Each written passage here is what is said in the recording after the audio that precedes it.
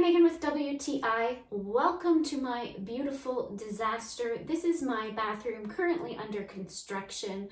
We are going to be installing a new vanity, but we're also going to be installing a new mirror that is LED and anti-fog. I am so excited about it, but because of that, we need an outlet put in behind the mirror because I do not want wires showing or coming out of my mirror.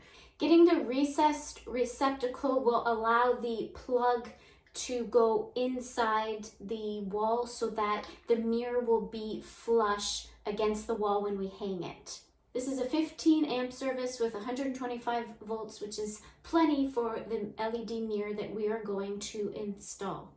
If you really want to make things look nice and pretty, I definitely recommend installing a recessed receptacle. That way, when you mount your TV or your mirror or whatever it is that you require power, it is going to sit nice and flush against the wall.